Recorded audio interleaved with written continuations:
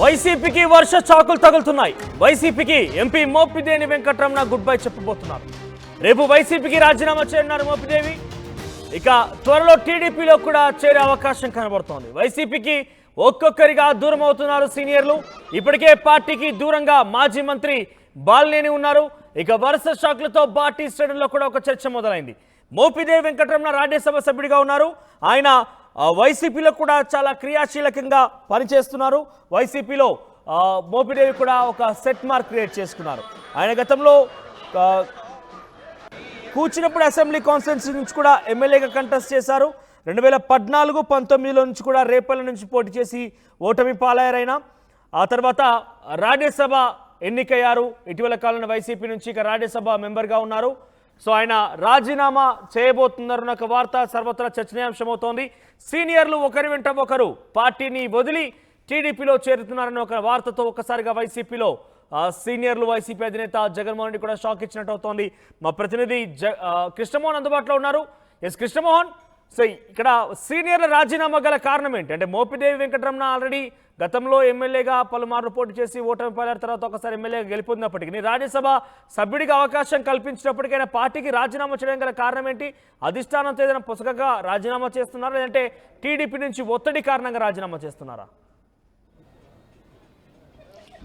Yes Manohar, Rajya Sabha సభ్యుడు Mopidevi Venkataramana YCP party లేదు కాంగ్రెస్లో తన నమ్మకస్తుడిగా ఉన్నాడు. తర్వాత చాలా సీనియర్ నేత, 2 సార్లు రాజ్యసభ అవకాశం ఇచ్చిన పరిస్థితి ఉంది. సో రాజ్యసభ సీటు కూడా పదవీ కాలం కూడా దాదాపుగా 1.5 సంవత్సరంలో ముగిపోతున్న పరిస్థితుల్లో ఈ టైంలో ఆయన వైసీపీ పార్టీకి షాక్ ఇవ్వబోతున్నారా అంటే ఎస్, జరగబోతుంది అనేది చాలా స్పష్టంగా అర్థమవుతుంది. ఇప్పటికే గత నెల 23వ తారీఖున ఢిల్లీలో చంద్రబాబుతో కలిశారని, చంద్రబాబుతో మాట్లాడారనేది ఒక పక్క సమాచారం అయితే అందుతోంది. బహుశా రేపు ఎల్లుండిలో వైసీపీ పార్టీకి తన రాజీనామా చేయబోతున్నారు. అయితే రాజ్యసభ సభ్యుడిగా కూడా రాజీనామా చేయబోతున్నారా లేదా అనే దాని మీద కొంత క్లారిటీ అయితే రావాల్సిన పరిస్థితి అయితే కనబడుతుంది. ఆ క్లారిటీ ఎప్పుడు ఉండబోతుంది అనేది కూడా మరి కొద్ది రోజుల్లోనే తెలిసే పరిస్థితి అయితే ఉంది. మొత్తం మీద ఆయన వైసీపీని వీడబోతున్నారు అనేది పక్కా సమాచారం ఉంది.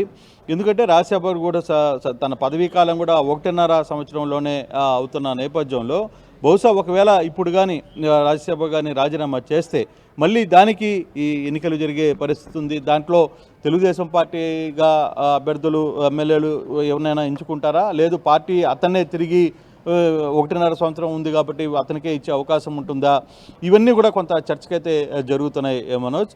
కానీ ఆ పార్టీని అయితే విడబోతున్నారు. ఇప్పటికీ అదే నియోజకవర్గానికి సంబంధించిన మంత్రి అనగాని సత్యప్రసాద్తో ముఖ్యమంత్రి కూడా మాట్లాడారు అనే ఒక సమాచారం అయితే వస్తుంది.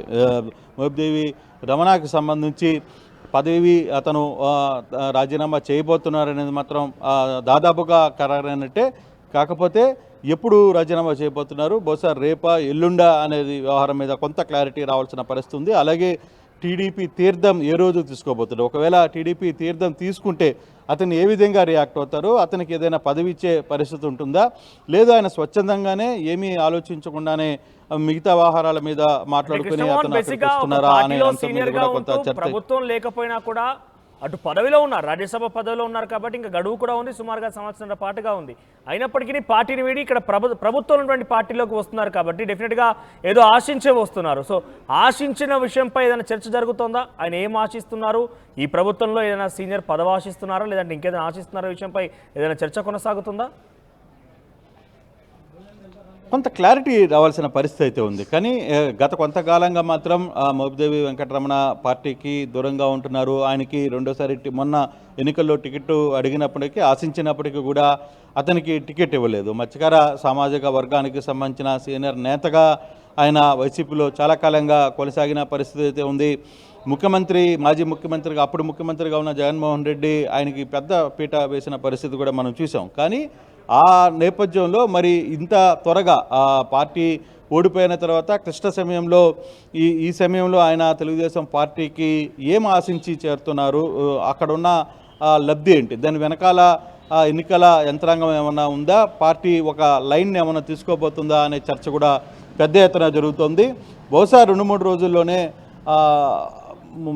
ఎంపీ మోపిదేవి వెంకటరమణ మాత్రం తన పదవిని పార్టీకి రాజీనామా చేయబోతున్నారు. అయితే ఇంకో ఆసక్తికర అంశం, అట్ ద సేమ్ టైం రాజ్యసభకు కూడా ఆయన రాజీనామా చేస్తారు. నిజంగానే రాజ్యసభకు పోటీ చేస్తే తిరిగి అక్కడి నుంచి ఎన్నుకునేదానికి 1.5 సమయంలో కొత్త వ్యక్తులు ముందుకు వస్తారా? రాజ్యసభ సీటుని ఎవరికి ఇస్తారు? 1.5 సంవత్సరం రాజ్యసభ సీటు ఎవరు ఆశించి తెలుగుదేశం నుంచి ముందుకు వస్తారు? కుటుంబ సభ్యుల నుంచి ఎవరైనా ముందుకు వచ్చే పరిస్థితి ఉందా అనేది కూడా ఆలోచించాల్సిన పరిస్థితి ఉంది. అయితే మోపిదేవి రమణ సంబంధించి వెంకటరమణకు సంబంధించిన వ్యవహారాలు మాత్రం పార్టీని విడిపోతున్నారనే సంకేతాలు మాత్రం చాలా బలంగా వినిపిస్తున్నాయి. బహుశా రేపు ఎల్లుండిలో ఆ సమాచారం ఆయనే మాట్లాడే పరిస్థితి అయితే చాలా స్పష్టంగా కనబడుతుంది.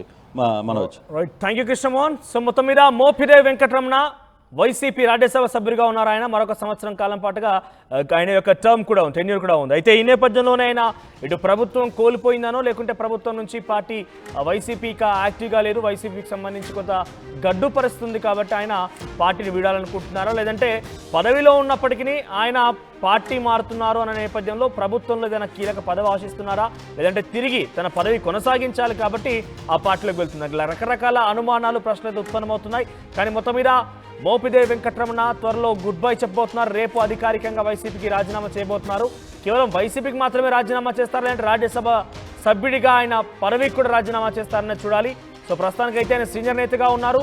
మత్స్యకారులకు సంబంధించినటువంటి సామాజిక వర్గం నుంచి వచ్చిన ఆయన కొంత ముందుకు వెళ్తున్న నేపథ్యంలో సీనియర్ పార్టీ నుంచి వెళ్ళిపోవడం అనేది అటు వైసీపీ అధినేత జగన్మోహన్ రెడ్డి కావచ్చు, వైసీపీ పెద్దలకు కూడా కావచ్చు, ఒక షాకింగ్ విషయం అని చెప్పాలి. మరి చూద్దాం, ఈ రకంగా కనుక కొనసాగితే మరికొంతమంది సీనియర్లు కూడా ఈ రకంగానే పార్టీని వీడితే వైసీపీ ఏ రకంగా రియాక్ట్ కాబోతోంది, ముఖ్యంగా టీడీపీ తమ వైపు ఈ రకంగా తిప్పుకునే ప్రయత్నం చేస్తున్న నేపథ్యం ఇంకెంతమంది ఆకర్షించబోతుంది అనేది కూడా చూడాల్సిన అవసరం ఉంది.